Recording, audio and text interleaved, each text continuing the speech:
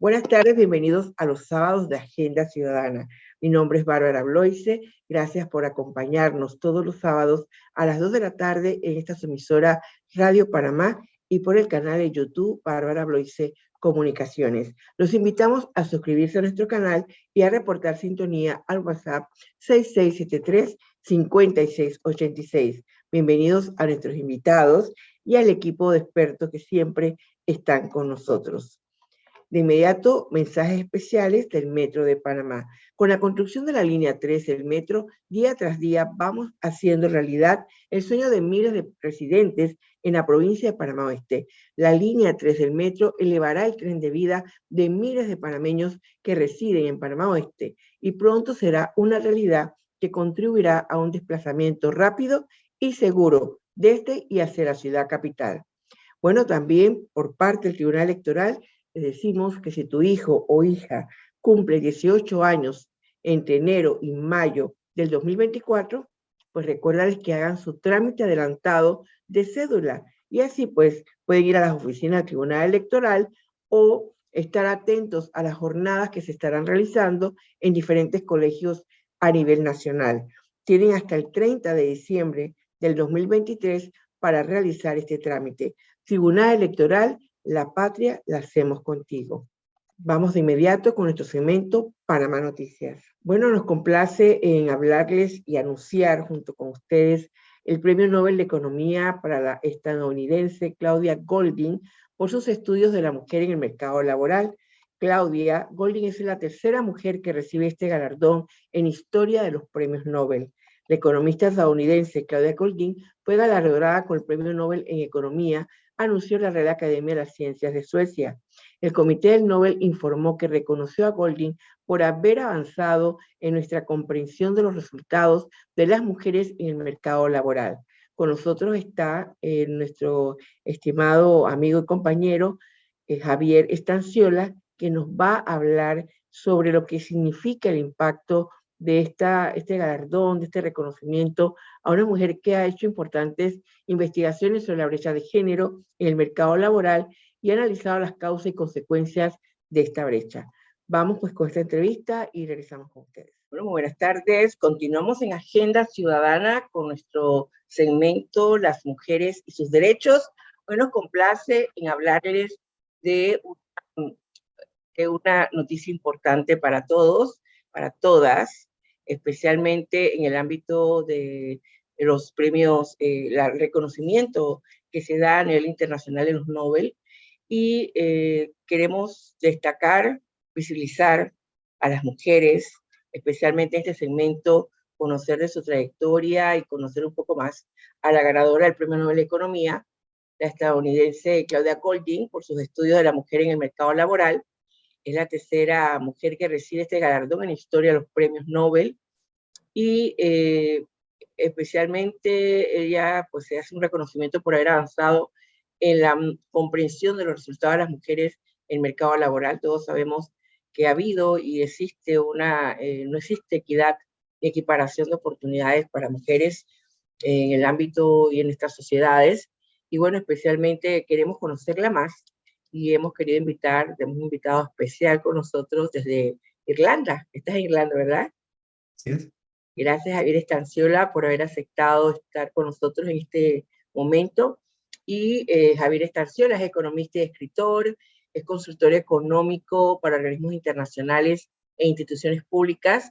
En el exterior ha enseñado en centros académicos como la Universidad de Leeds en Inglaterra, Florida, Gulf Coast University, University of West Florida, Birkbeck College en Londres, y en Panamá ha enseñado en Florida State University, en Quality Leadership University, y sus ensayos sobre economía cultural y administración internacional, como el Journal de Cultural Policy y otros más, pues ha estado vinculado a esto. Ha recibido el premio Ricardo Miró de novela una vez y en teatro 3 veces, y sus obras de teatro se han presentado en Chile, España, Costa Rica y Belice. Una ha sido traducida al inglés y presentada en Londres. Bueno, Javier, ¿qué opinión te merece este trabajo importante de Claudia Goldin y su contribución a la comprensión de la brecha de género en la economía? Bueno, es importantísimo y y es tan influyente que las cosas que ahora tomamos como ese es el sentido común fue por resultado del trabajo que ella ha realizado, ¿no? Ella, por ejemplo, con datos, no con los dos datos como que de números, no solamente, lo que es parte de la economía, pero también buscando artículos de periódicos, archivos. Ella, por ejemplo, muestra cómo durante los periodos de la agricultura, de la economía agrícola, las mujeres participaban laboralmente igual que los hombres. Pero es cuando comienza la revolución industrial y se formalizan los contratos y las mujeres no son parte de esas negociaciones, donde se les hace más difícil poder trabajar y su participación disminuye bastante, su salario disminuye bastante. Pero luego con el voto, con la participación de la mujer en sindicatos, con la pastilla anticonceptiva, entonces comienza a incrementar su participación laboral. Entonces, esos estudios son ya tan importantes que ya asumimos, ya lo suponemos como eso todo el mundo lo sabe, pero no, ella lo tuvo que hacer, ella tuvo que fajarse con todos esos datos para poder sacar eso. Más recientemente ha estado también haciendo estudios acerca, bueno, y siempre es como de los Estados Unidos, del norte, yo creo que nos hace falta más cosas acá en Panamá, en Latinoamérica, pero ella, por ejemplo, habla de cómo en términos de segregación laboral, ella dice que, bueno, ese ya no es el problema tanto en los países del norte, ¿verdad? Que si la mujer quiere ser ingeniera, quiere ser médica, en los Estados Unidos, ya ese no es el problema, pero el problema es dentro de las firmas, dentro de las compañías donde los dueños de repente pueden discriminar a las mujeres o las mujeres mismas, según ella te dice, decidirían como que escoger trabajos donde puedan tener más flexibilidad. Pero la flexibilidad ¿para qué? Para los roles de cuidados del hogar y de quehaceres que se les ha impuesto en la sociedad. O sea, que hay Lo que un dicen tema la allí. corresponsabilidad también, ¿no? Un poco Exacto, la falta parte eso. cómo hacer que también no sea un tema de mujeres, que cuando le dicen a los hombres, para traducirlo, ayúdame en la casa, cuando debería existir otro enfoque, ¿no? Totalmente, totalmente. Entonces, ella habla de decisiones, que las mujeres deciden tomar trabajos de repente que no son tan estresantes, pero realmente no es una decisión, es un tema de sociedad, es un tema de cultura, de normas, pues que hay que enfrentar. Ella también ha estado haciendo como que estudios acerca de cómo, de nuevo, en el norte, las leyes garantizan y protegen muchísimo más a las mujeres y le dan más oportunidades, pero esto no se ha traducido en mejores condiciones salariales. O sea que todavía queda ese reto, ¿no? Ese reto que también vemos en Panamá. De hecho, recientemente leí un estudio del PNUD que decía que en términos de leyes, en Panamá las tenemos todas, ¿no? O sea, como que nosotros firmamos de Estamos todo, bien. pero estamos bien, pero el problema es cómo se implementa eso realmente y cómo repercute a la En mujer. estos Y días leí algo sobre el efecto tijera, no sé si tiene que ver con el tema de el que efecto, como las mujeres, el estudio que te dice, sobre todo en la ciencia, ¿no? Llegan, son las que más estudian. Llegan y hay como ciertos indicadores que te dicen, oye, vamos bien con las mujeres, pero llega un momento en que esto empieza a cambiar. ¿Podrías un sí, poco explicarnos esa, no? sí, el efecto tijera es algo que han sacado acá en Panamá con la CENACYT, con un estudio de Eugenia y que ha estado promoviendo, por ejemplo, Gabriel Britton, de que nos habla de que en términos, y yo lo veo en mis clases, ¿no? En términos de estudiantes, mejores estudiantes son las mujeres, son las que reciben las maestrías, los doctorados, hay una proporción más alta de mujeres que entra a la ciencia, pero luego comienza, o sea, la tijera abierta, ¿no? Entra a la ciencia, pero luego en los puestos medios hay menos mujeres. En los puestos de liderazgo hay mucho menos mujeres, y en ese estudio hablaban, por ejemplo, de que no hemos tenido todavía una ministra, una secretaria de la CENACYT, una secretaria mujer, ¿verdad? O sea, como que los puestos de liderazgo para las mujeres todavía son muy limitados en la ciencia, y pasa también en muchísimos campos de otros sectores. O sea, como que ese tema, y que se ve mucho, ¿no? De que en términos de educación en Panamá no tenemos ese problema para las ciencias y otras ramas, pero que luego al entrar están estos problemas de lo que yo considero que es un problema en términos de esta corresponsabilidad, como tú decías, ¿no? De que las labores de quehaceres, las labores de cuidados se van a las mujeres y no a los hombres. Ahora, ¿en qué políticas o enfoques específicos podrían aplicarse para abordar estos desafíos? Y eso es algo que se le critica un poco a Claudia, de que ella habla mucho acerca de, bueno, el mercado va a resolver esto. Algún día las compañías se van a dar cuenta de que las mujeres valen y todo eso, pero yo pienso que sí se necesitan infraestructuras, una infraestructura, por ejemplo, de cuidados, por ejemplo, en términos de invertir realmente en lugares donde las familias, el papá y la mamá puedan llevar a sus niños y a sus niñas para que pues tengan un lugar cuando tengan 5 años, 4 años, puedan quedarse allí para que la familia pueda decidir si quiere trabajar o no quiere trabajar. O también está esta decisión que tienen que tomar ciertas familias, como de mi edad, donde ya los papás de repente necesitan cuidados para ir a un asilo, o sea, necesitan ese cuidado adicional y tienen que dejar de trabajar para poder cuidar a sus padres. ¿Y quiénes son las que hacen eso? En Panamá tenemos evidencias estadísticas que nos dicen que la mayoría, el 98% de las personas que hacen eso son las mujeres, no son los hombres. O sea, como que un sistema de cuidados estatal, bien, con buenos recursos, que no sea un lugar donde te da pánico llevar a tu mamá o a tu abuela, sino un lugar que realmente te sientas bien, que los van a apoyar, que los van a cuidar y tú puedas irte tranquilo a trabajar.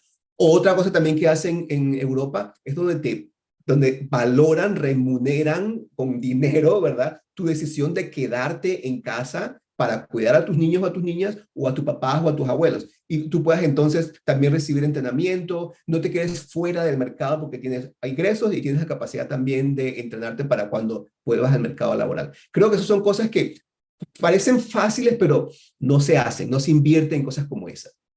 Por ejemplo, bueno, ahora mismo hay una ley en la Asamblea sobre el tema del sistema de cuidados, que tiene que ver también con el tema de personas mayores. Y en este tema me gustaría ver, cuando hablabas también de este tema de cómo lograr espacios para que en el tema de cuidados las mujeres y los hombres primero participen, pero también se dé una posibilidad de continuar superando y cumpliendo con tu rol profesional también, ¿no?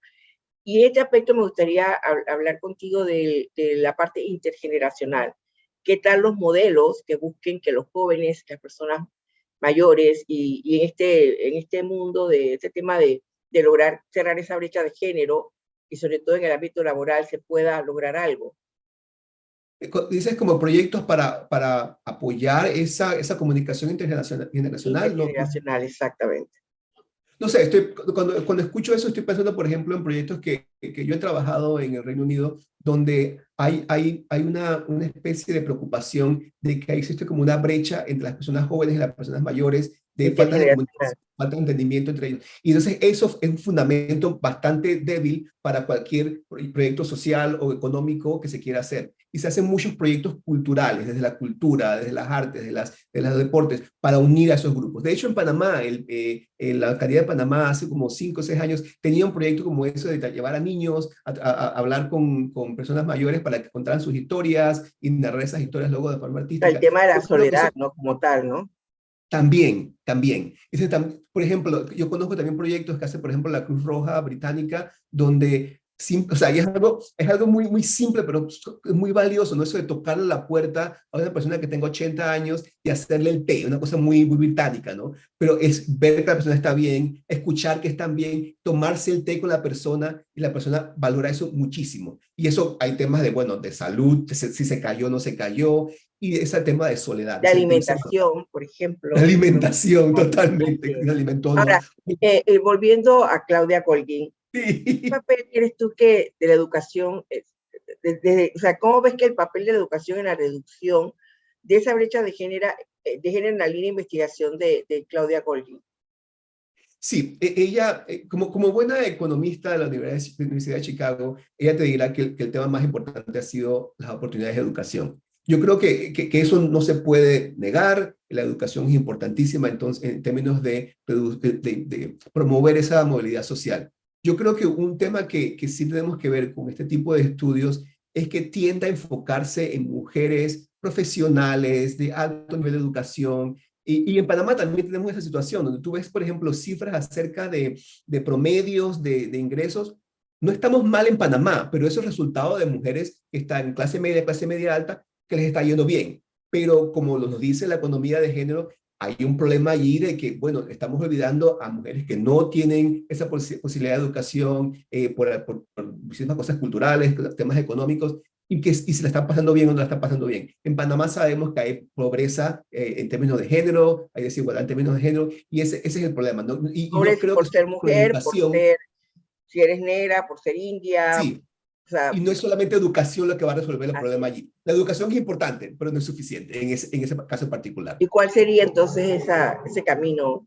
Mira, yo tengo una experiencia muy, voy a decir, bonita de consultoría donde encontramos que, no voy a llamarla el sector, pero el sector encontramos de que había muchos como que barreras para que personas de las minorías entrasen, ¿verdad? Y yo recuerdo hacer la presentación y la ministra se para, yo esta ministra grosera se para y comienza a hablar con un jefe de una de estas cámaras de comercio, ¿no? Y le dice, mira lo que están hablando allí. Yo quiero que tú organices un desayuno e invitas a todos esos pelados a un desayuno a una de estas cámaras.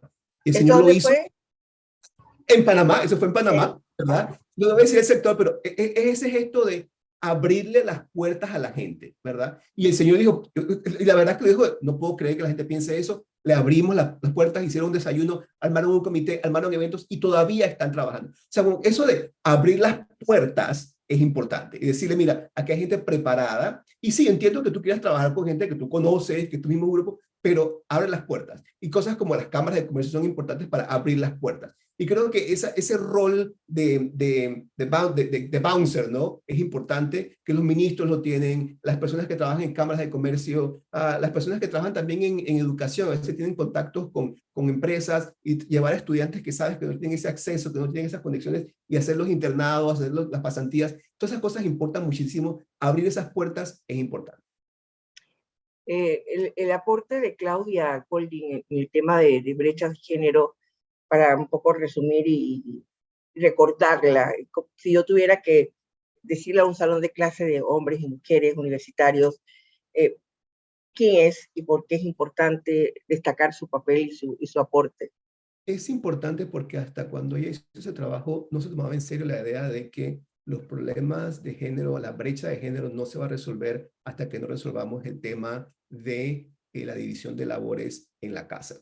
Ese es un tema fundamental, no es un Ella habla tema... mucho del tema de la importancia de la maternidad, la flexibilidad Sí, laboral. sí, y eso es importante. No lo tomemos como algo social o algo, o sea, pero tristemente lo social a veces se pone como que no importa. Es importantísimo, ¿verdad? Es un problema económico, esa decisión de quién va a cuidar al niño, quién va a cuidar a la niña, quién va a limpiar, es una decisión económica. Y también tiene que ver un poco, ella ha argumentado en su momento que el tema de remuneración tiene que ver con esas diferencias laborales y esa elección de carrera y la inversión en capital humano. Totalmente. Y bueno, yo creo que tú aquí nos has hablado muy claro de que eso y otras cosas más, o sea, cómo definir, ¿no? Sí, sí, sí, importante. O sea, y la educación, por supuesto que es importante, pero en muchos casos no es suficiente. Faltan, bueno, políticas, faltan Sí, acciones, tal vez sí, iniciativas que no necesitan tampoco grandes leyes ni nada, sino actitud y cambio de paradigmas, de entender que el trabajo está ahí, o sea, todavía hay gente que te dice es que tú dejaste a tus hijos abandonados para irte a trabajar, y hay gente que lo dice, o tú o no eres capaz de estar en tu casa y resolver y atender tu casa, y sino que quieres ir a la calle, pero no se le sí, cuestiona más nadie en la casa. Y tú eres así la es. persona que tiene que cuidar, das por un hecho que tú eres el que cuidas a tu mamá, a tu papá, a tu hermano, al que esté enfermo, y además trabajas. Y Sí, si no trabajas, pues, o sea, como que ese es un papel solamente, pues, que hay que como derribar todas esas barreras de prejuicios y estereotipos que no corresponden. Bueno, gracias.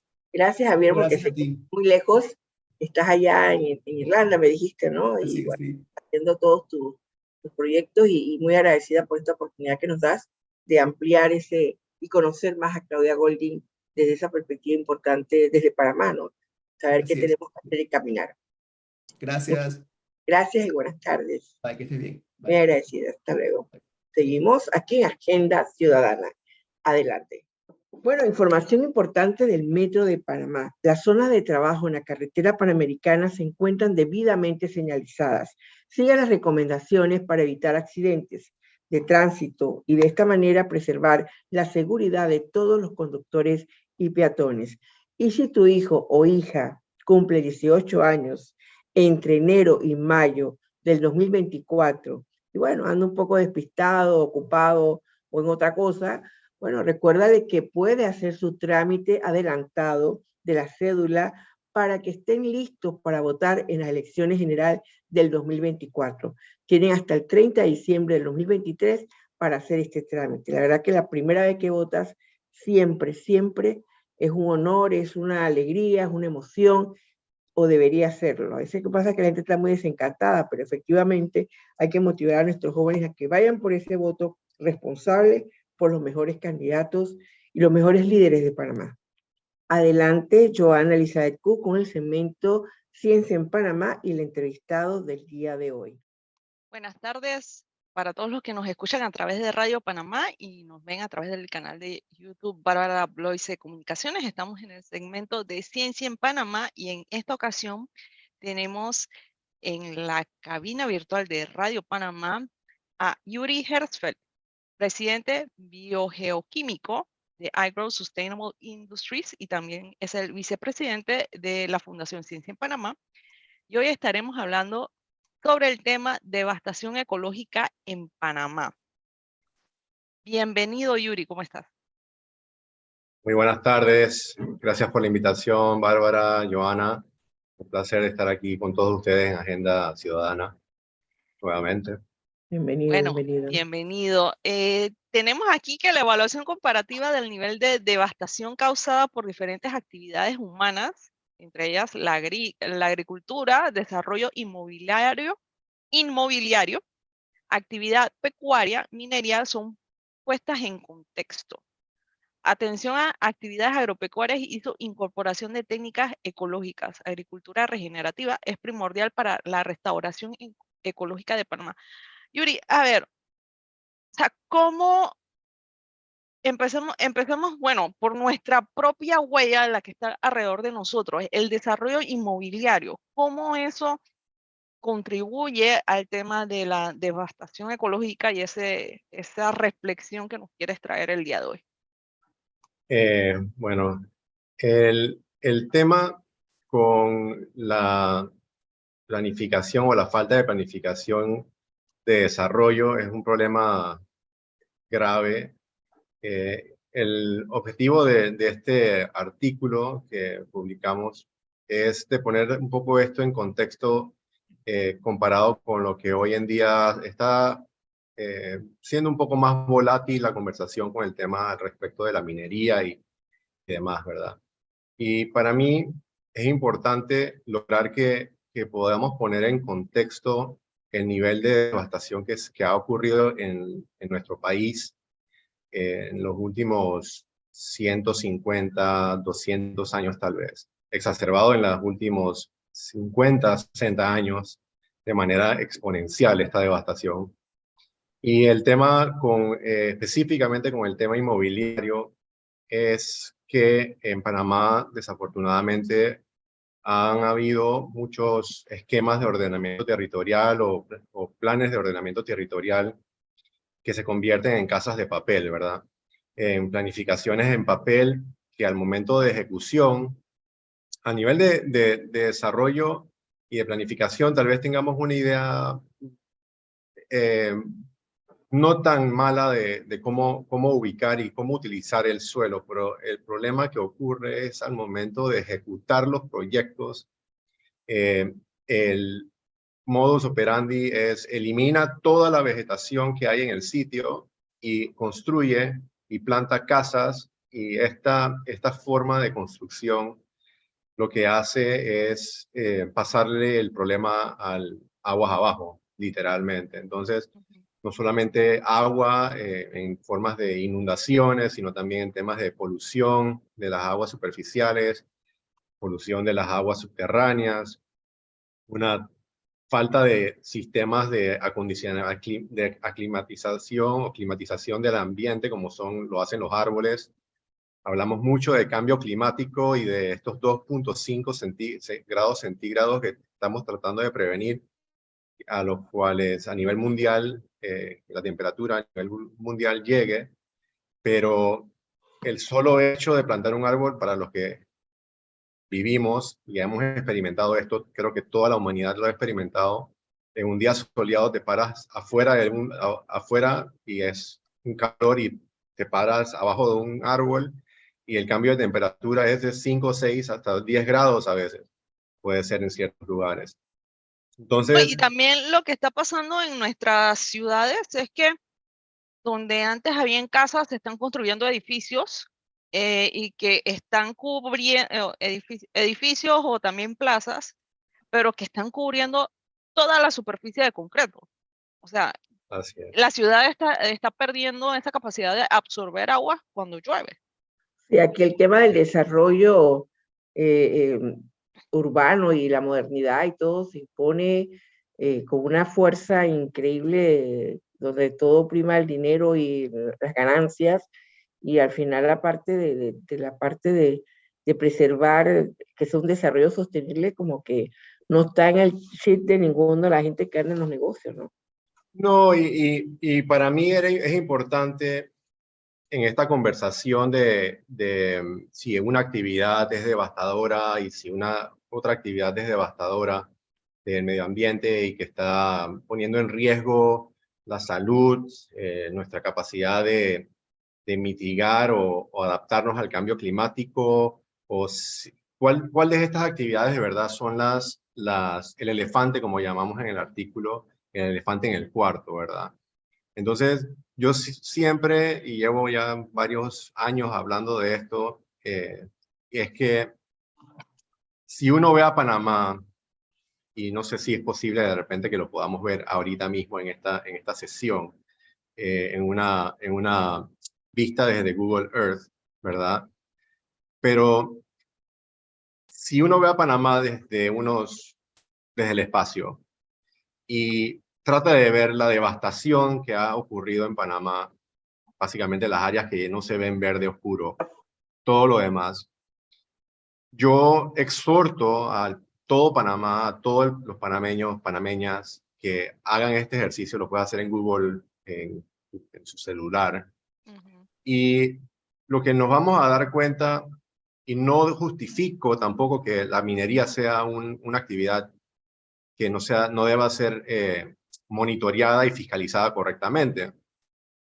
Pero cuando hablamos de devastación, no podemos ignorar la devastación que ha ocurrido en Panamá y es en gran mayoría a raíz de la falta de una agricultura, una falta de actividad pecuaria que incorpore sistemas ecológicos dentro de los sistemas productivos y la planificación de estos, cuales a falta de esa planificación, a falta de entender cómo hacerlo de una manera ecológica, estamos poluyendo los ríos, estamos poluyendo las aguas subterráneas, estamos erosionando nuestros suelos superficiales, estamos perdiendo nuestro suelo superficial, ¿verdad?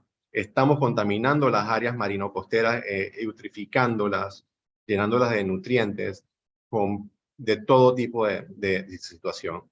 Pero Entonces, tú has hablado de restauración ecológica de Panamá. ¿Quiere decir que es posible hacerlo realmente con lo que dicen las actividades? Y eso no necesitaría, digamos, una política de gobierno, la política pública, no necesitaría voluntad política o algo más, aparte de educación, me imagino, ¿no? hay países que ya lo están haciendo, restaurando grandes áreas, regiones, cordilleras. No estamos hablando de un lote de 100 hectáreas ni de 1000 hectáreas. La actividad minera en Panamá, la que se está peleando ahorita mismo, estamos hablando de cientos, si no un par de miles de hectáreas, que estamos hablando de una devastación intensa, ¿verdad? Con un propósito intenso, pero la devastación en tema de ganadería, en tema de agricultura, son cientos de miles de hectáreas, son 1 o 2 órdenes de magnitud mayores que lo que se está experimentando en cualquier tipo de actividad minera en Panamá. De vuelta, Y eso es interesante, porque en la agricultura uno piensa y que bueno, a las finales se están sembrando plantas, que a las finales vamos a cosechar sus frutos y va a ser comida y todo lo demás, pero es cierto, o sea, en Panamá acostumbramos en la agricultura a utilizar una gran cantidad de químicos, pesticidas, fungicidas, herbicidas, y el manejo de estos desechos también no se le da adecuadamente. La mayor incidencia de cáncer estomacales y cáncer respiratorio se están encontrando en áreas que tienen actividades agropecuarias, y eso no es un secreto dentro del ámbito de la ciencia, aquí en Panamá y a nivel mundial. En la India, en muchos lugares, estamos viendo a raíz de de estos mal manejos de nutrientes, de la incorporación de nutrientes inorgánicos, pues de la fijación de nitrógeno, especialmente de la atmósfera, y sobre aplicación de fósforos y otros pesticidas, muchas áreas a nivel mundial con océanos y áreas costeras muertas, con mortandad de peces en magnitudes grandes. Áreas como el Golfo de El México, que calentamiento de los totalmente mares también, perdón. El calentamiento, tú te entras al mar y está caliente, o sea, yo no sé que te puedes bañar. Además de esto, añadiendo el calentamiento global al cambio climático que se está ocurriendo, esto se exacerba el impacto de esta situación. Entonces, más que un artículo, creo que basado en información, creo que todo panameño puede observarlo alta y claramente con solamente pasear por Panamá, que hay múltiples mineras en cuanto a devastación por el hecho de que la ganadería y la obsesión que tenemos con la carne, ¿verdad? Yo no digo vamos a dejar de producir carne. Yo no estoy diciendo vamos a dejar de crecer. Vamos a ser todos vegetarianos. No es lo que estoy diciendo. Es delicioso comer, me encanta comer vegetales, también como carne. Trato de no comer los 3 golpes todos los días carne, ¿verdad? Pero el impacto que tiene esto en Panamá, el hacerlo de una manera no ecológicamente sensitiva. Hay métodos, permacultura, agricultura regenerativa, y el tema de la permacultura es un arte de diseño del paisaje. Llevamos la permacultura también al ámbito de decir desarrollo inmobiliario. Yo no entiendo todavía por qué en estas edificaciones hay 3 canchas de golf o 3 canchas de fútbol o 3 canchas de tenis, y por qué no una o una y media de esas canchas son áreas donde podemos tal vez crecer bosques de alimentos que puedan ser un lugar de buscar paz espiritual, paz, alimentos tal vez un poco más sanos. Hay una disyuntiva aquí que creo que sí el gobierno debería hacer. Sería bueno si el gobierno se involucrara en este tipo de aspectos, pero esto no lo veo siendo empujado, más que esto tiene que alar. La idea esta tiene que alar de que es fácil aprender, es fácil aprender a generar casi que 0 residuos en tu hogar, ¿verdad? Claro. Separando las cosas fácilmente, y hasta los orgánicos los puedes separar, hacer tu composta, y eso parece una actividad trivial. El otro día estaba en Cerro Patacón haciendo un tema de una consultoría allá y entendiendo mis prácticas en casa, que yo antes botaba una bolsa de basura casi cada día, cada 2 días tal vez. Ahora yo he reducido mis residuos que van a Cerro Patacón a una bolsita de estas chiquitas cada 3 semanas, porque hago compost, reciclo todo totalmente. Y eso se transfiere en la cantidad de camiones que están entrando a Cerro Patacón. Correcto. Y la vida útil que le daría solamente un cambio tan sencillo que no me cuesta, mi apartamento no huele mal. O sea, yo no ando por ahí con las uñas todas negras porque ando haciendo esto. No, bueno, o sea, esto es algo sencillo de hacer, muy fácil. Eso sería un 90%, 80% de reducción de la cantidad de camiones que están entrando a Cerro Patacón, la cantidad de aceite que consumen esos camiones, la cantidad de gasolina o diésel, las llantas, o sea, todo eso, ¿verdad? Abre otras ramas de industrias que son beneficiosas. De esa misma manera, con ese mismo cambio de filosofía, creo que sería bueno que abordáramos el elefante en el cuarto, y que si vamos a hablar de devastación en Panamá, entonces nos pongamos serios y que ataquemos el problema donde está la raíz, donde están los grandes retos.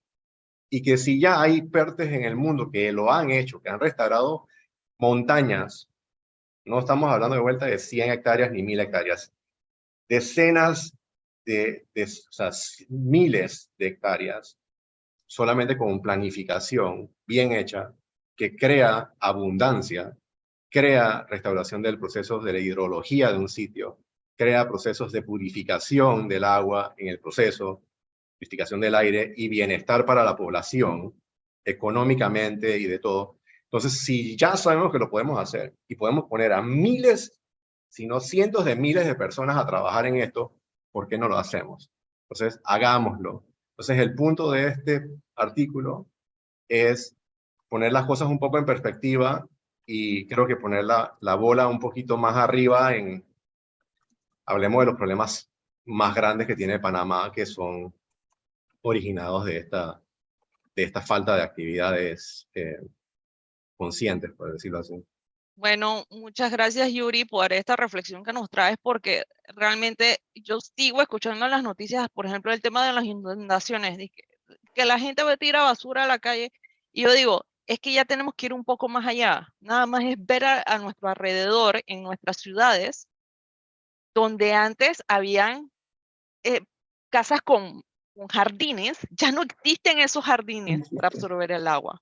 Entonces, es ir hacia allá. Y muchas gracias por la reflexión en el tema de la ganadería también, cómo es que eso impacta en todo esto, porque es cierto, o sea, la agricultura y la actividad pecuaria son también, se desarrollan en miles de hectáreas a lo largo del país y no lo estamos haciendo de una forma sostenible, que eso es ya hay otros países que tienen prácticas, inclusive me acabo de acordar, edificios multiusos, hay uno muy famoso que vi en un video, creo que es una termoeléctrica que le hicieron área recreacional, o sea, las paredes se pueden utilizar para escalar, la gente que quiere ir a escalar puede ir a escalar, y entonces en la parte de arriba es como una colina, porque le hicieron también en esa forma con efecto de colina y todo lo demás. Así que muchas gracias, Yuri. Y bueno, Gracias. tenemos que traerte nuevamente para seguir conversando de estas cosas. Claro, a la orden siempre y gracias por la oportunidad nuevamente. Espero que esto haya resonado en algunas mentes que estén escuchando, oídos y mentes, y que exhorto a que traten de aprender a hacer cosas diferentes y que esos pequeños impactos actitudes tienen impactos muy grandes, especialmente si lo tramite a sus hijos, a sus nietos y a De la familia. las otras generaciones. Entonces, es importante. Muy bien. Bueno, muchas gracias y continuamos en Agenda Ciudadana en nuestro próximo segmento. Muchas gracias. Ya se observa con facilidad el avance constructivo de las estaciones de la línea 3 en Ciudad del Futuro, San Bernardino, Nuevo Arraiján, Vista Alegre, Cerro Silvestre, Nuevo Chorrillo, Purunga, Arraiján, Lomacobá y en Panamá Pacífico. Las vías de rodaje colocadas en el viaducto de la línea 3 comienzan a tomar forma y se aprecian en los sectores de San Bernardino, Vista Alegre y Purunga. Bienvenida, Keira, a este segmento Líderes por Panamá. Gracias por acompañarme, por estar aquí, por darnos tu tiempo para compartir y hablar de la gran fiesta de Jali y sus camaradas. Me encanta esta historia que nos vas a hablar de este libro. Primero, quisiera que te presentaras, Keira. Keira trabaja en CERTV, tiene unos estudios en recursos humanos, ya también se graduó de periodista, con énfasis en medios audiovisuales, y está pues muy en su etapa de escritora, muy comprometida y siempre defendiendo los derechos de las personas con discapacidad. Keira, saludo, bienvenida. Profesora, muchísimas gracias. Efectivamente, como usted lo ha mencionado, me estrené como escritora. Definitivamente es toda una aventura, es un reto también, porque cuando uno inicia en un camino que desconoce, pues siempre hay desafíos por delante, pero eso también es parte de la experiencia y también lo hace interesante en cada uno de estos procesos.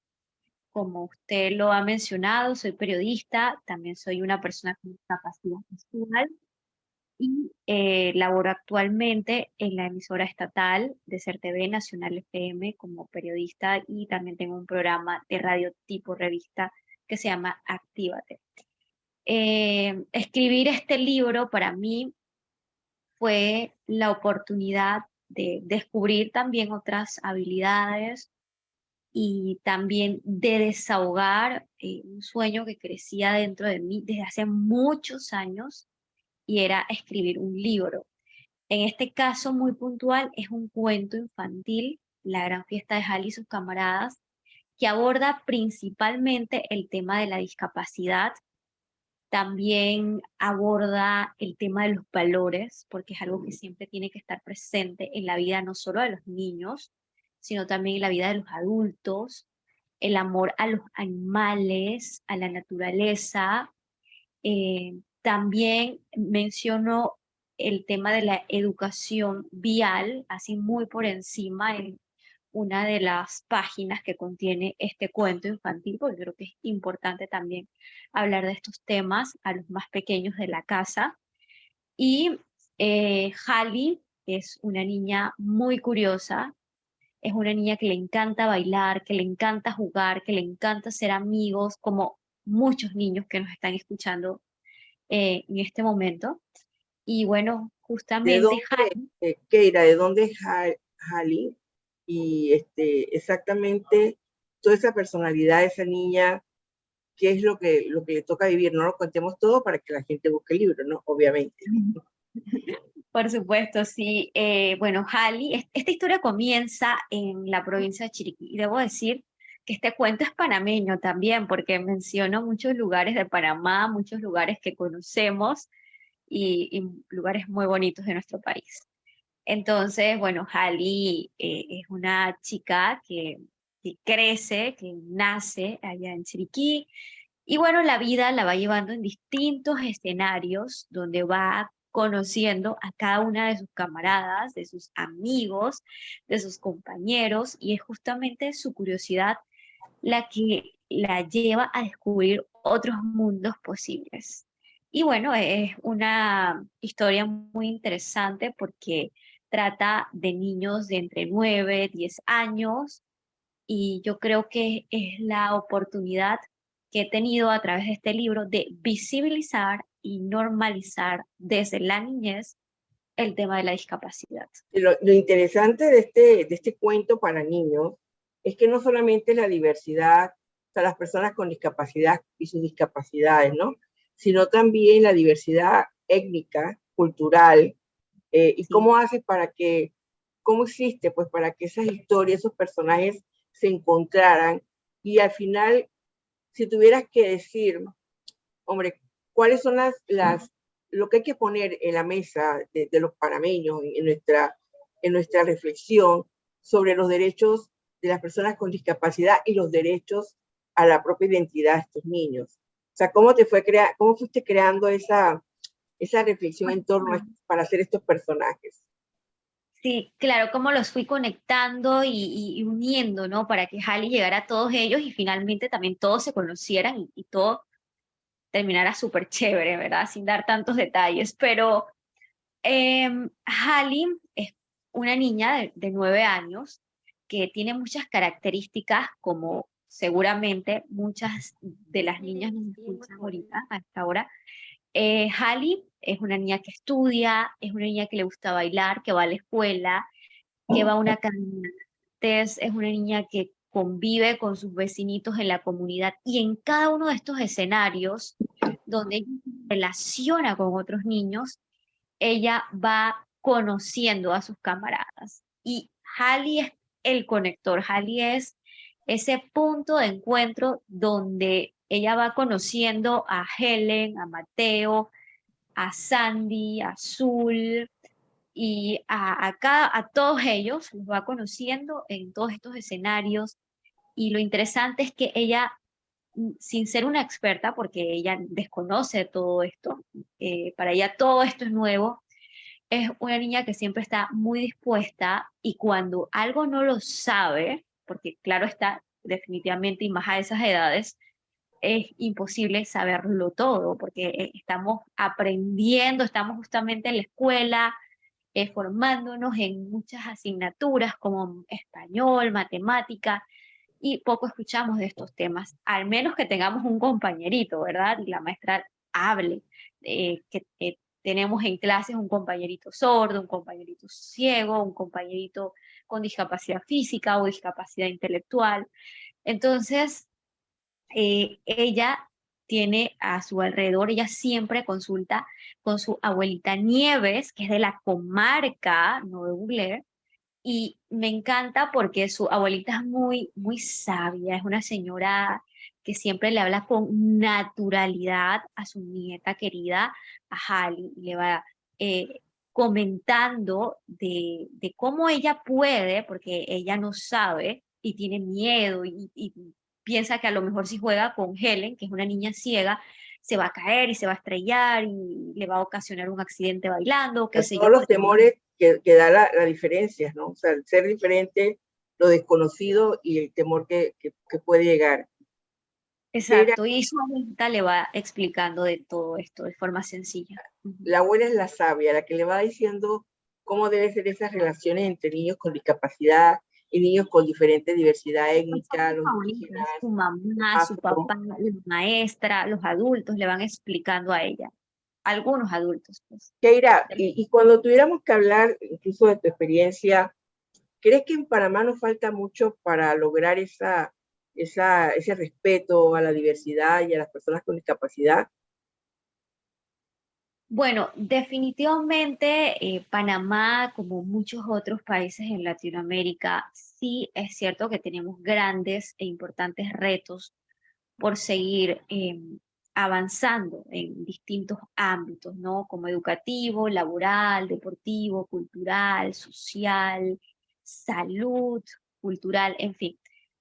Pero pienso que hemos avanzado en que este tema cada vez es más visibilizado, es más hablado, hay más espacios para conocer de estos temas. Definitivamente el que no tiene o no conoce a alguien con discapacidad probablemente va a tener muchas inquietudes y es normal porque, por ejemplo, hace un rato que hablábamos de unos temas muy puntuales aquí, pues yo los desconozco, pero creo que cada vez más hay espacios para justamente conocer de estas condiciones y yo creo que eso nos ayuda muchísimo para seguir integrándonos todos en distintos ámbitos. Cada discapacidad tiene sus propios retos y sus propios desafíos, porque no es lo mismo las necesidades que tiene una persona sorda que una persona ciega, o que una persona con autismo, o con síndrome de Down, o con discapacidad intelectual, o con movilidad reducida, o con la discapacidad visceral, que poco se habla, pero que existe y que ya la Organización Mundial de la Salud ha hablado de ella. Entonces, definitivamente que creo que estamos avanzando en ese sentido y también no podemos comparar estos tiempos con los tiempos de antes, cuando las personas con discapacidad no tenían ni siquiera derecho a nacer y la historia de las cosas que pasaban antes, incluso que pasan en ciertas culturas hoy día, es muy lamentable y es muy triste. Pero qué bueno que en Panamá, yo por lo menos me he dado cuenta que hay muchas personas con discapacidad que se están animando a hacer educación a través de sus redes sociales, en Instagram, en TikTok, en la plataforma X, en todas las redes sociales. Ahí ya estamos notando que cada vez son más visibles y que exponen cada cosa como una anécdota, pero también como un aprendizaje y una enseñanza para todas las personas. Así que yo creo que las redes sociales en este momento, para hablar de este tema, está ayudando bastante. Así es. Keira, pregunta nuestra audiencia que nos escriben el WhatsApp 6673-5686, que dónde pueden encontrar el libro, que repita si hay alguna red para seguirte, que tienen interés pues, en conversar más y conocer más de la historia de este libro y de este libro que tú estás y que has hecho especialmente para presentarlo a la comunidad. Así es, gracias. Bueno, el libro está en algunos supermercados del Río Smith porque hace poco recibí un reporte que me tiene muy contenta, que ya en algunos está agotado, pero esos algunos ahorita no los recuerdo, sé que hay en otros en donde sí los puede encontrar. Y También lo puede encontrar en El Hombre de la Mancha, que está a nivel nacional, que está aquí en la ciudad de Panamá, está en Veraguas, en Coronado y en Chiriquí. Ahí pueden encontrar también la Gran Fiesta de Jali y sus camaradas. Y también estamos en conversación con otras librerías para que esté ahí a la venta. Bueno, Por muy mi parte, bien.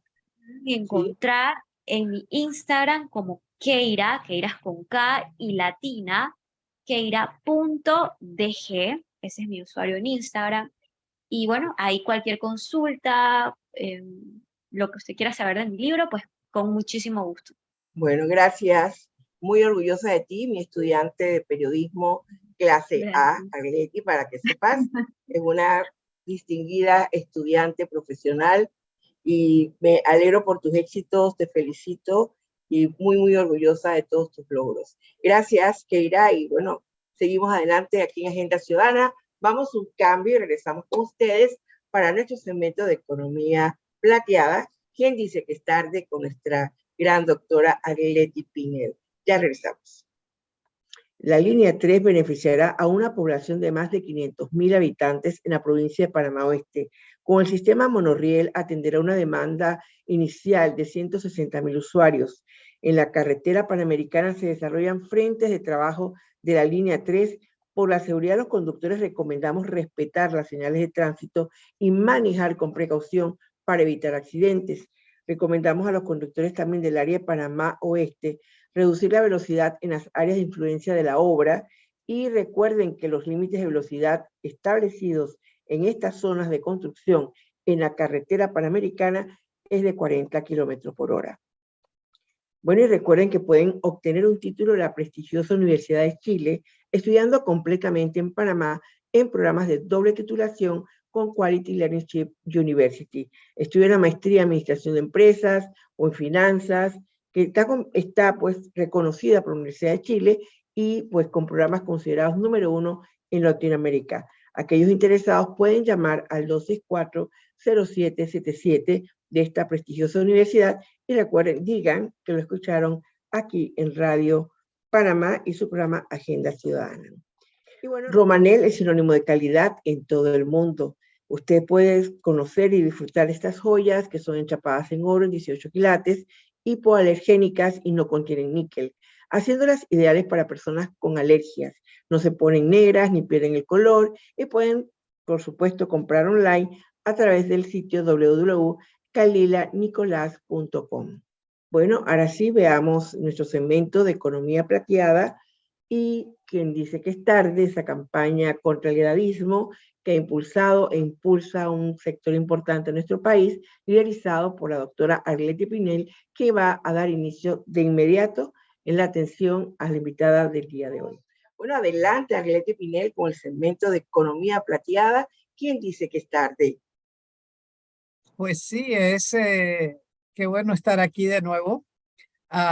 Y en esta semana, después que hemos hecho las mesas de trabajo del foro virtual, ¿no? Del componente virtual del Foro Iberoamericano de Economía Plateada, que ya concluye entonces su proceso.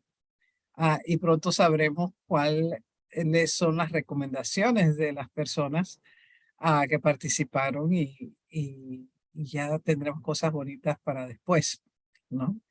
Pero hoy quiero conversar y quiero presentarles a ustedes a César García de México. César estuvo aquí con nosotros durante el foro y estuvimos conversando muchas posibilidades de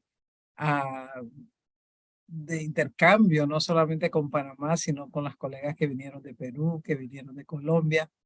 César es director y fundador general de la ABU, que es un hub de innovación para el envejecimiento en México. Él es licenciado en Relaciones Internacionales por el Tecnológico de Estudios Superiores de Monterrey, es asesor del Fondo de Población en México en el diseño e implementación de estrategias nacionales de envejecimiento y vejez, y ha estado colaborando muy intensamente con la Convención Interamericana sobre la Protección de los Derechos Humanos a las Personas Mayores en el Senado mexicano y muchas cosas más. Pero bienvenido, César, ¿cómo estás? Hola, ¿qué tal, Arleti? Bárbara, un placer, todo muy bien aquí. Bienvenido, bienvenido. Caluroso la Ciudad de México, pero pues muy contento de estar aquí en su espacio. Mira, el tema de hoy me llama mucho la atención porque tú escogiste negocios plateados hacia el 2070. ¿Por qué 2070 si estamos en el 2023? Pues aquí les platico un poco porque hay que ver el trasfondo mexicano, ¿no? Es interesante que el Consejo Nacional de Población en México, pues un poquito para darles contexto a la audiencia, ¿no? Analiza todas estas dinámicas demográficas y el Demographic Investment en México para 140 millones de habitantes. Y pues sacaron justamente hace 3 semanas sus proyecciones más recientes. Eso es importante porque nosotros ya sabes que tenemos estas pirámides poblacionales, estas proyecciones, ¿no? Futuras hacia décadas, incluso casi las de todo el siglo, pero importante mencionar que ellos ya tienen las precisiones, ¿no? Al 2070, eso es muy interesante, ¿no? Y aquí justamente ya nos confirman que se triplica el número de personas mayores en México, ¿no? O sea, sí, definitivamente México llega casi a 35 millones de habitantes. Estamos hablando de casi Colombia hoy en día, ¿no? Entonces, eso traducido a que justo las niñas de hoy van a ser las mujeres mayores del 2070, pues empiezan todas estas estadísticas y proyecciones y análisis con respecto a la pobreza, ¿no? De hoy de las niñas, ¿no? O sea, porque esa pobreza de las niñas de hoy pues obviamente se va a reflejar en las mujeres mayores del mañana. Y ese análisis me parece hiper enriquecedor traerlo a la mesa, ¿no? Porque siempre nos dicen, oye, las empresas tal vez o gobierno que es más cortoplacista, ¿no? El pensamiento, ¿por qué voy a estar pensando yo al 2070, ¿no? Si a mí no me interesa el profit, no me interesa entregar temas políticos a corto plazo, y ya les mencionas, ¿no? Pues es que realmente estás hablando del futuro de las niñas que estás impactando hoy, ¿no? Entonces, hay un poquito del por qué y vamos a ahondar en breve, pero quería darles un poquito el contexto. Ujú. No, yo creo que es muy importante. Yo siempre digo que para una vejez saludable tienes que tener una infancia saludable. Comienza por ahí, ¿no? Entonces hay todo un ciclo de vida y no es que de repente te tornas mayor y eres saludable o no a partir de una cierta edad. Pero mira, ese fenómeno que está sucediendo en Latinoamérica, que es la región que más rápido envejece en el mundo, y que en general no se está prestando mucha atención, ¿no? Hay países que están comenzando un poquito más, pero la mayor parte de los países todavía ven eso como una cosa de los otros, ¿no? Una cosa que no es propia. Tú estuviste aquí en el foro. ¿Qué notaste tú en estas discusiones? Pues definitivamente noté que nos hace falta articularnos como Latinoamérica. Esa es una gran necesidad, un poquito hablando de esta Latinoamérica que envejece más rápido que cualquier otra región, pero también creo que metería un componente, ¿no? Que vi mucho en Panamá, que estoy viendo en algunos otros lugares de Latam, pero me pareció muy curioso, ¿no? El tema de intersecciones entre lo que está sucediendo hoy en términos de necesidad y la gran creatividad de latinoamericanos, ¿no? Porque sí he visto algunos ejercicios y justo lo platicamos allá, que en Estados Unidos está sucediendo X y Y, ¿no? Que en Asia está sucediendo X y Y, que Vietnam está rompiéndolo en temas de política económica para temas de envejecimiento, pero no estamos viendo tantas iniciativas, ¿no? No estamos tan creativas, tan innovadoras, o sea, la tropicalización de algunas tecnologías de Europa o de Estados Unidos hacia la TAM y cómo de ahí se desprenden 80 más. O sea, creo que estoy viendo esto como componente, ¿no? Que podemos traer a la mesa. Sí, Latinoamérica siempre ha sido conocida por su innovación social. Yo me acuerdo cuando yo era jovencita, comenzando mi carrera, que todas las esferas internacionales, ¿no? Siempre estaban pobladas con latinoamericanos, porque de aquí venía la innovación social. Nuestros modelos de sistemas de salud, nuestros modelos de sistemas de educación y alfabetización, nuestros modelos de microempresas y de microbancos fueron siempre modelos para el mundo. Y ese espacio lo perdimos mucho, ¿no? En las últimas décadas, en la medida que fuimos perdiendo la conexión con el otro lado del Atlántico, ¿no? Cuando ya comienza a verse al dinero de donación, ¿no?, internacional que se va y se enfoca a los países más pobres, principalmente África y algunos países de Asia, y Latinoamérica se queda sin esos fondos de colaboración. Pero no es tanto el dinero, ¿no? Y sí el hecho de que no perdimos las esferas de comunicación y el compartir, ¿no? Entonces no sabemos la innovación que está en África, por ejemplo, y África no tiene la menor idea de lo que hay aquí en Latinoamérica. Y sin embargo, nosotros estamos, ¿no?, como una situación de sándwich, ¿no? Porque no somos lo suficientemente pobres para recibir estas donaciones, no somos lo suficientemente ricos para ser autosostenibles en nuestras respuestas sociales, y muchas veces se ve a la empresa privada como un mecanismo de enriquecimiento y no de protección social, ¿no? Es un factor que afecta mucho, inclusive los recursos humanos. Y África, que está todavía en esa fase de pasar de una región pobre para una clase media, tiene mucho que aprender de este lado del océano, ¿no? Pero estamos muy separados. Así que en este momento yo creo que este elemento del envejecimiento que nos hace cuestionarnos muchas cosas, cuestionarnos nuestros sistemas públicos, nuestros sistemas de salud, de educación, qué queremos para el futuro, podría ser un punto de encuentro, aún con un continente que todavía es más joven que nosotros, como lo que es África. Y yo creo que esa innovación social que viene con la necesidad, ¿no? Es una cosa importante.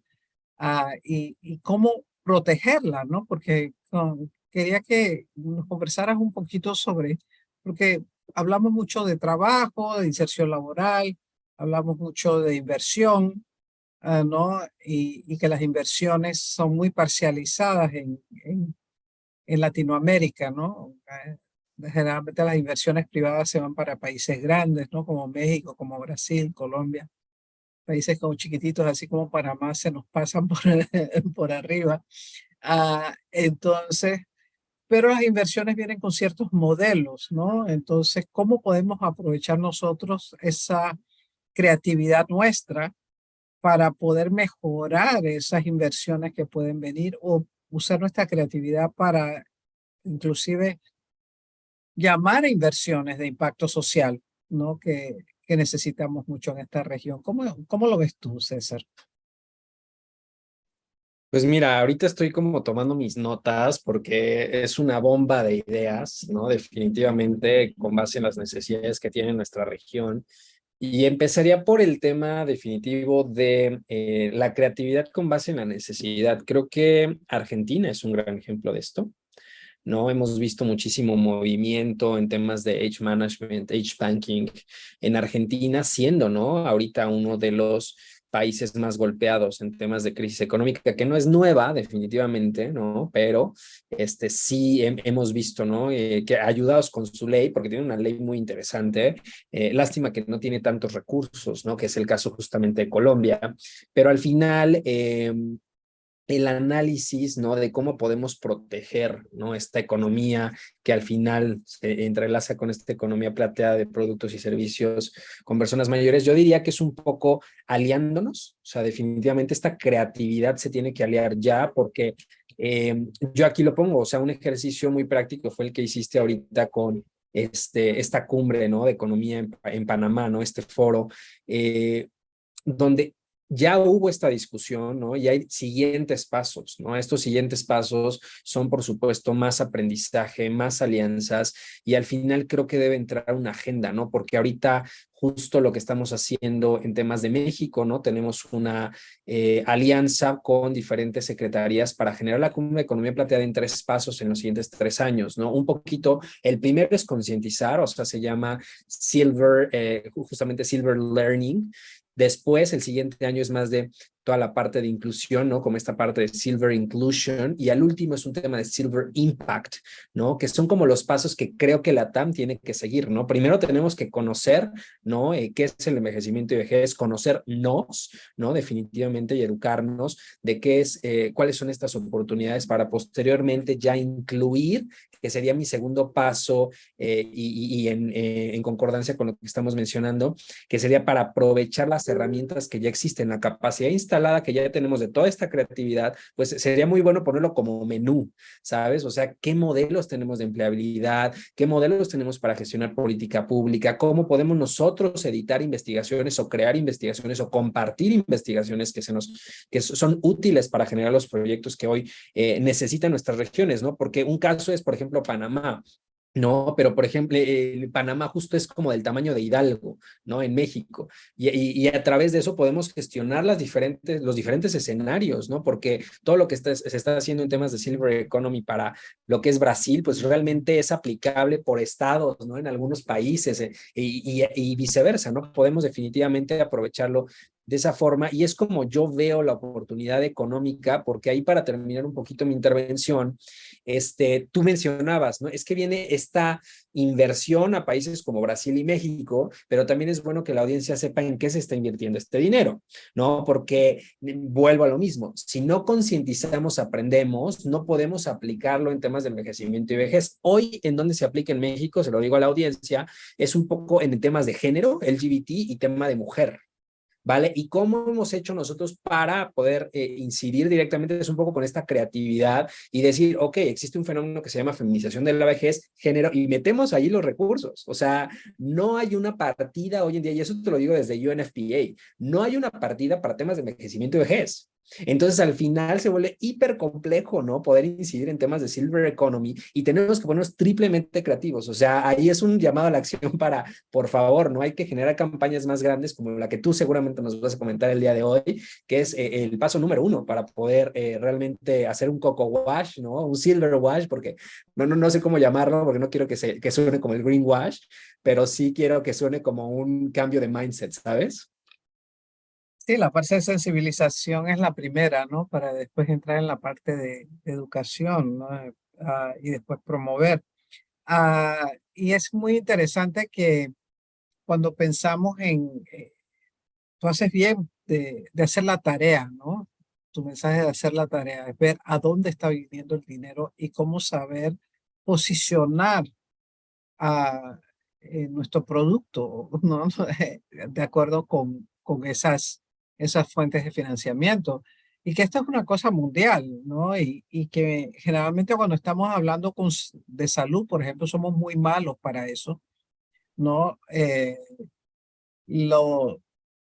Cuando vimos la transición hacia los objetivos de desarrollo sostenible, por ejemplo, ya se veía que había una fuerza muy grande de la parte del medio ambiente que iba a dominar esa agenda, y sin embargo el sector salud seguía defendiendo verticalmente los elementos de salud.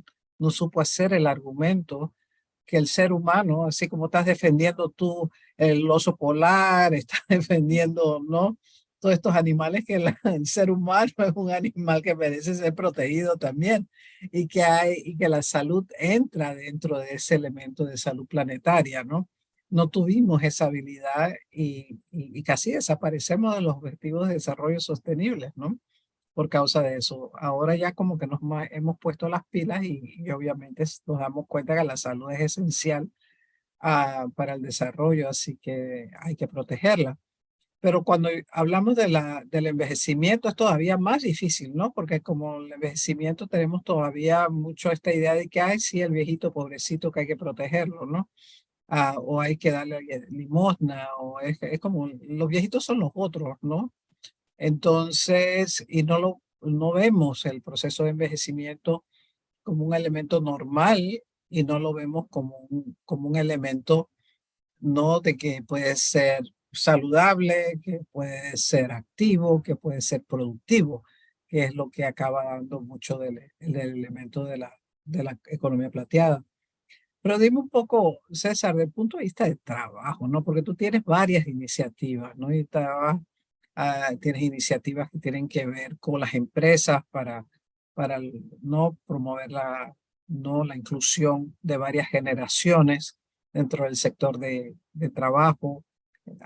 Danos unas ideas de la gran creatividad que ustedes han tenido, ¿no?, con ABU y están teniendo con la respuesta mexicana para posicionar el envejecimiento, el edadismo, ¿no?, y la búsqueda de alternativas. Claro, pues te platico y perdónanos si hay mucho sonido, estamos frente al aeropuerto de la Ciudad de México y que es el más ocupado ahorita de la TAM, entonces si hay sonido, pues es por eso. Pero un poquito platicándote del tema de creatividad, yo creo que también viene muy acompañado de la preparación, ¿no? Porque muchos dicen que esta parte del éxito no es cuestión de suerte, ¿no? Es una cuestión de oportunidades y preparación. Y te puedo decir que hemos logrado generar un equipo altamente especializado. México tiene 16 escuelas de gerontología, para los que nos están escuchando. Es importante mencionarlo, ¿no? Porque somos ahorita el país con mayor oferta, porque no nada más está esta parte de gerontología, sino México creó la carrera de desarrollo comunitario para envejecimiento. O sea, es una licenciatura, ¿no?, de 4 años cada una de ellas. Y pues actualmente ABU tiene 48 personas que pues co-crean, ¿no?, idean. Yo vengo mucho del ámbito de la innovación, como mencionaste, soy internacionalista, pero tuve este background mucho hacia los hubs de innovación, tanto colombianos como franceses. Entonces nos trajimos eso al ámbito del envejecimiento y vejez y empezamos a iterar, ¿no? Empezamos a generar toda esta parte de pilotos con el acompañamiento de los departamentos de responsabilidad social de las empresas, ¿no? Y eso pues nos dio como resultado proyectos desde emprendimiento senior hasta apoyo de pymes, hasta también creamos cumbres de emprendimiento regionales, ¿no? Donde estuvimos en Chile, estuvimos en Argentina, creamos también la colombiana, ¿no? Que de hecho me dio muchísimo gusto, ¿no sabes? Allí en Panamá, que había, ¿no?, chicas gerontólogas panameñas que habían estado en este tipo de iniciativas de ABU. Y de ahí pues salen muchas otras cosas, ¿no? Porque un poquito iniciamos el tema, sí, de las empresas, ¿no? Gestionando este Age Connection y le copiamos a Pride Connection, que justamente hemos estado leyendo contigo, ¿no? Para ver cómo lo impactamos de manera más escalable, más estratégica, que ahorita justo en la presidencia global de Age Connection va a quedar, eso es importante mencionarlo, Jorge Fragoso, que es el director global, eso me parece interesantísimo, director global de Generations de Sanofi.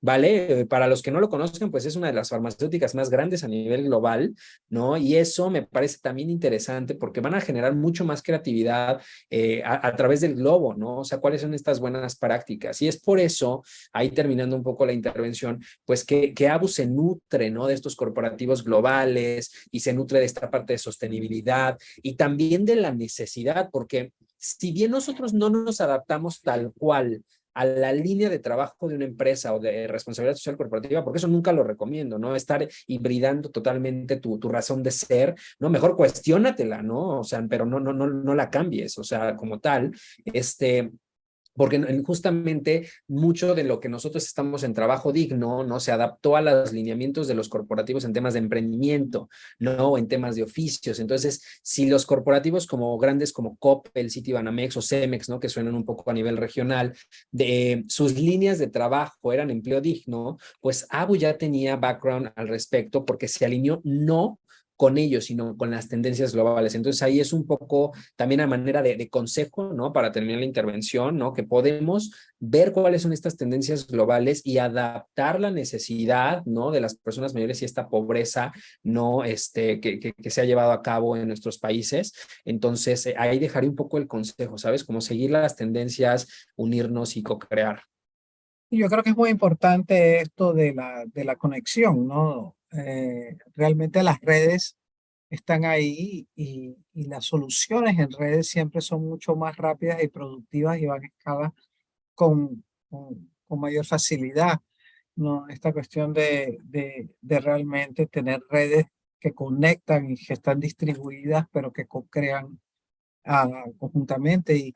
Y esto de las empresas privadas me llama la atención porque en Panamá tenemos muchas oficinas regionales de multinacionales y aquí en Panamá por ser un hub logístico y un hub, ¿no?, de conectividad y no siempre atrae empresas, ¿no? La cantidad de empresas que hay en el país es mucho más grande de lo que se imagina, por las facilidades inclusive, ¿no? que da el país para la instalación de empresas internacionales.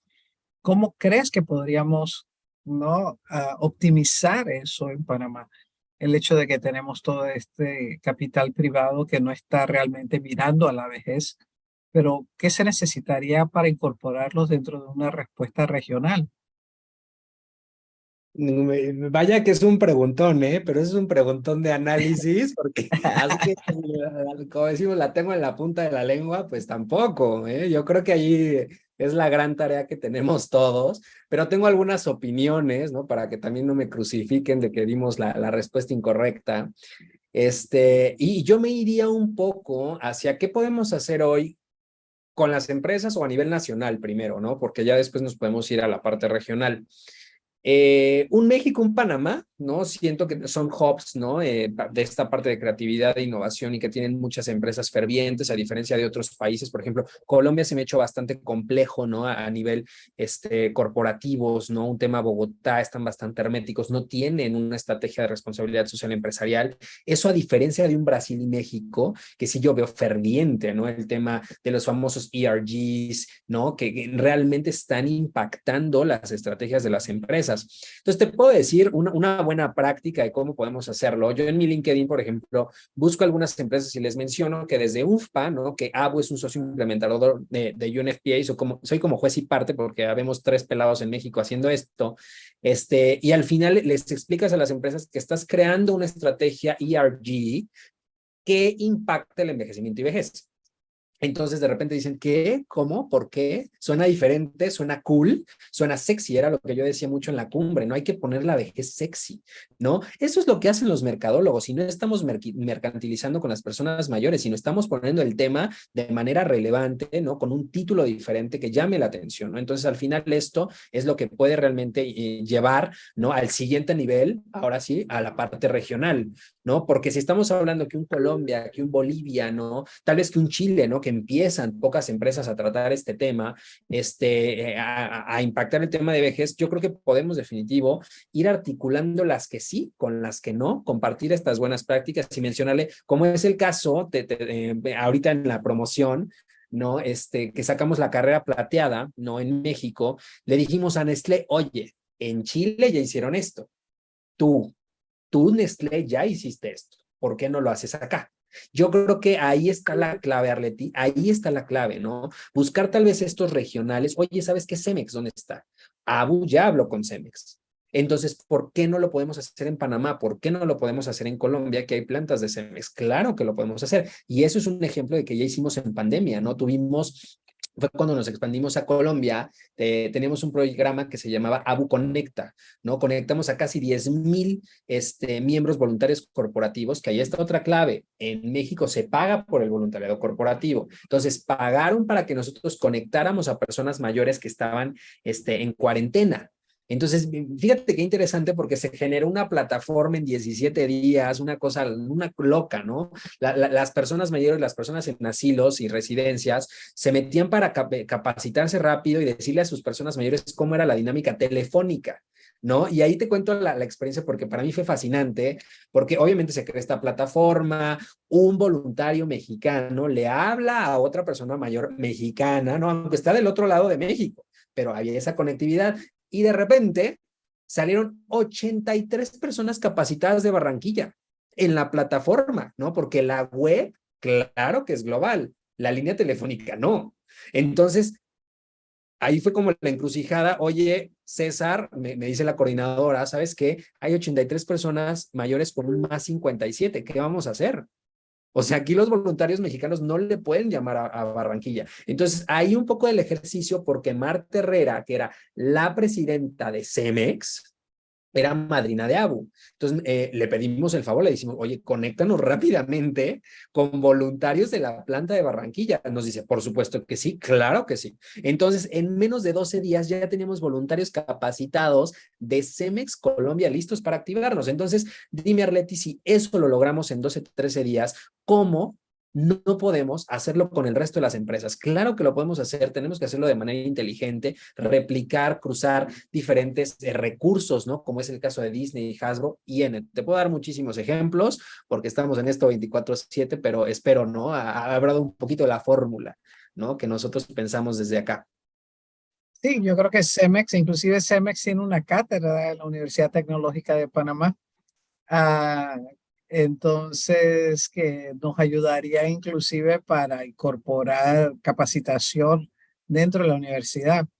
Pero lo que vemos también es cómo cuando uno cataliza algunos movimientos surge mucho interés. Por ejemplo, el foro. Ok, está el foro, pero comienza a mencionarse la parte de emprendimiento y con eSilver, lo que estamos haciendo, pero ahora ya entramos en la parte de emprendimiento y lo que tú ves es una demanda enorme, enorme, que se comienza a crear. Yo no sé si tú te acuerdas de las personas mayores que bailaron en la entrada, en el comienzo del foro, ¿no? Que eran personas, eran mujeres que comenzaron a abrazar el baile y estas demostraciones artísticas después de los 60, ¿no? Ah, y que de repente se dieron cuenta durante el foro, ¿no? Que había posibilidad de emprendimientos, de incubadoras intergeneracionales. Bueno, ya hay 8 que ya se anotaron ¿no? Para la primera fase, ¿no? Entonces hay el deseo, la gente está buscando, cuando encuentra que hay soluciones, hay demanda. Y tal vez esa es una de las cosas que la empresa privada, así como los servicios, o sea, aquellos servicios públicos o servicios privados, ah, tienen que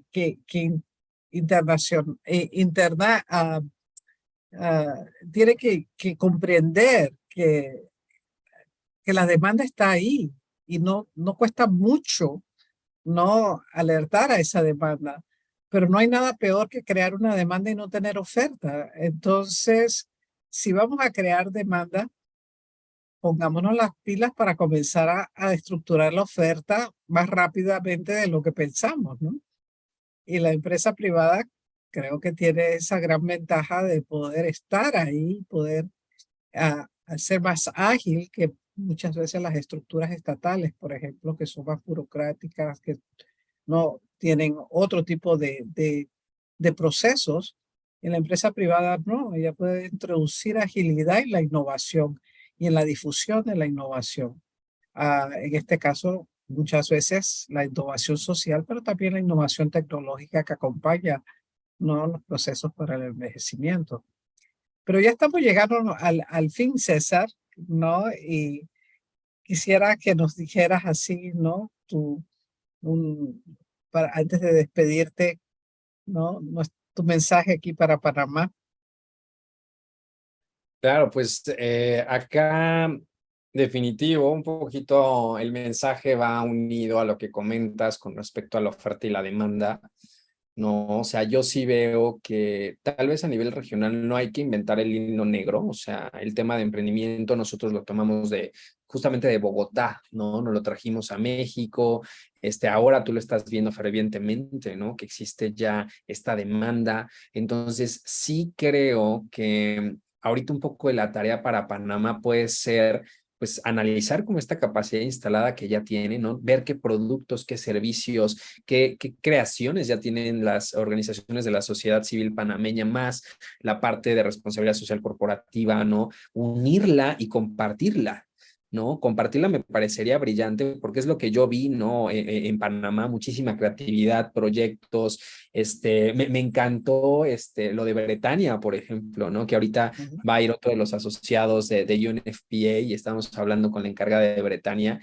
Impresionante, ¿no? Casos específicos donde se pueden pilotear o ver soluciones que ustedes ya implementaron de manera innovadora. Entonces, sí crear esta oferta, ¿no? Puntual, compartirla y pues por supuesto conectarse, ¿no? Los mexicanos estaríamos fascinados de estar más conectados con los panameños, por supuesto, y pues les dejo esa puerta abierta, ¿no? Claro, a todos los que nos escuchan, México está ávido de conocer qué está sucediendo en Panamá y pues co-crear y compartir. Entonces ese es el mensaje del día de hoy, ¿no?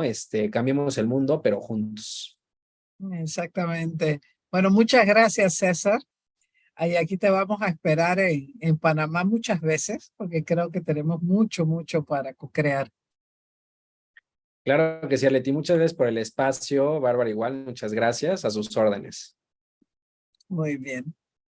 Bárbara, contigo. Bueno, muy bien, excelente. Desde ese título que me gustó, Los negocios plateados en el año 2070. De verdad, interesante, las buenas prácticas en México.